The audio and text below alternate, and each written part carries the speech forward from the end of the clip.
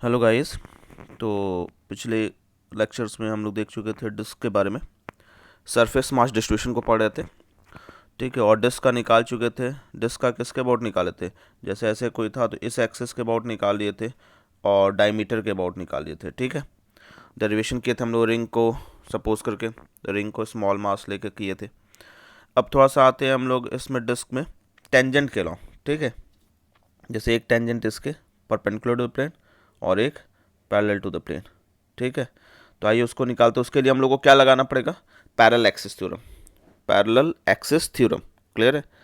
Parallel axis theorem, क्योंकि parallel axis theorem में क्या था, दो एक्सिस हो, एक का हमको पता हो, दूसरे का निकाल लें, जिसमें दोनों में से कोई एक किसका हो, सेंटर ऑफ मास वाला एक्सिस हो।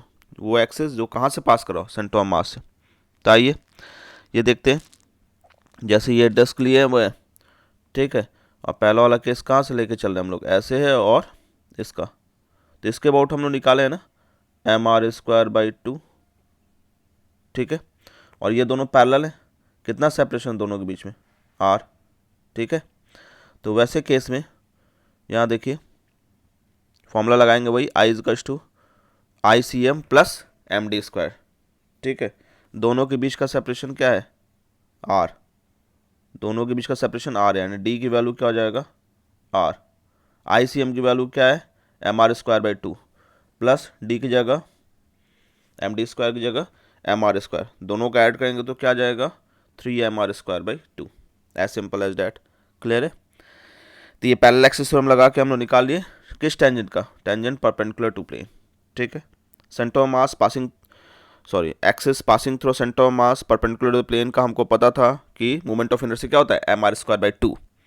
वहाँ से इसका हमको पता है mr²/2, यहाँ से r डिस्टेंस पे एक टेंजेंट जा रहा है जो परपेंडिकुलर टू प्लेन है। तो हम लोग क्या लगा दिए, parallel axis theorem, I centre of mass plus md², d की वैल्यू r हो गई, कितना डिस्टेंस r। तो I सेंटर ऑफ मास की वैल्यू mr²/2 हो गया, ठीक है। d की वैल्यू r हो गई तो mr² हो गया, ठीक है। दोनों का ऐड कर 3mr²/2, यानी टेंजेंट, ठीक है, परपेंडिकुलर टू द प्लेन के अबाउट मोमेंट ऑफ इनर्शिया क्या हो जाएगा, 3mr²/2। सेम प्लेन में आते हैं हम लोग, ठीक है। सेम प्लेन का देख लेते हैं। तो सेम प्लेन वाले केस में डायमीटर के पैरेलल हो जाएगा। डायमीटर के अबाउट हम लोग निकाले थे परपेंडिकुलर एक्सिस थ्योरम निकाल के, ठीक है। तो इससे कितना डिस्टेंस है, डी की वैल्यू फिर से आर हो गई, तो I center mass plus md², D की जगह आर हो जाएगा तो mr² हो जाएगा। और आई सेंटर मास डायमीटर के अबाउट क्या था, mr²/4, तो mr²/4 प्लस mr², तो क्या हो जाएगा, 5mr²/4, ठीक है। क्लियर है, कोई दिक्कत? चलिए अब ये पढ़ लिए तो हम लोग थोड़ा आगे बढ़ते हैं। रेक्टेंगुलर प्लेट पे आते हैं। रॉड याद है ना, रॉड का सेंटर ऑफ मास से एक्सिस पास कर रहा है, परपेंडिकुलर है, तो उसका क्या होता है, ml²/12। तो कुछ ऐसा ही सिनेरियो यहाँ भी देखने को मिलेगा, ठीक है।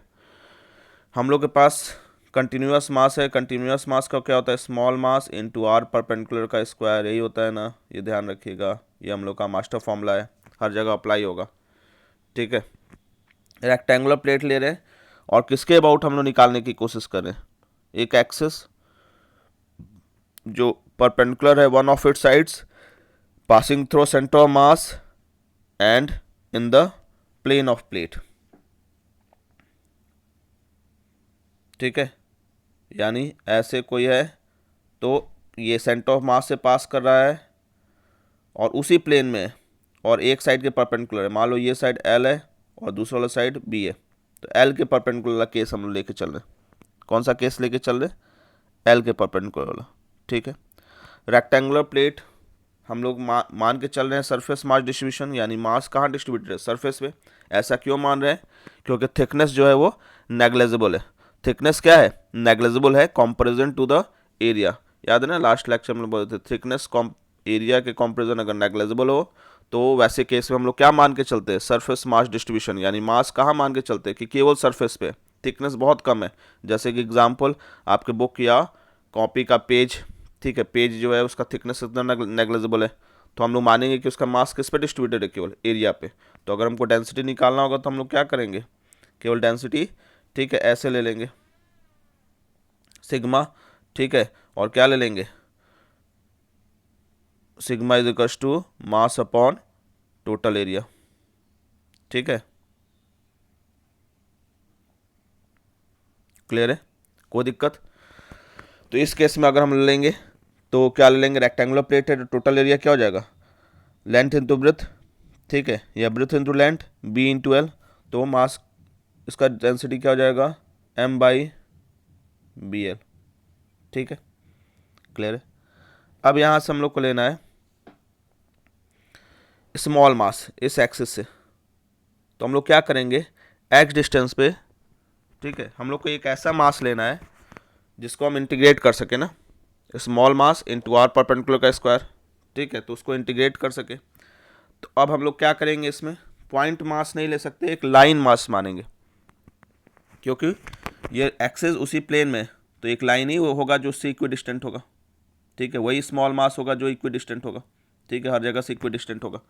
तो हम लोग एक्स डिस्टेंस पे एक स्मॉल विड्थ डी एक्स का एक लाइन मास मान लेंगे, ठीक है, एक्स डिस्टेंस पे एक स्मॉल विड्थ डी एक्स का लाइन मास मान लेंगे, ठीक है, उतने डी एक्स के लिए हम मानेंगे कि ये एक्स चेंज नहीं हो रहा है, उतने डी एक्स के लिए मानेंगे, उतने विड्थ इनफाइटेसिमली स्मॉल विड्थ है ये, इनफाइटेसिमली स्मॉल विड्थ के लिए हम मानेंगे कि एक्स चेंज नहीं हो रहा है, क्लियर है। तो उतने विड्थ में हम देखेंगे कि वो हर जगह कितना डिस्टेंस पे है, एक्स डिस्टेंस पे।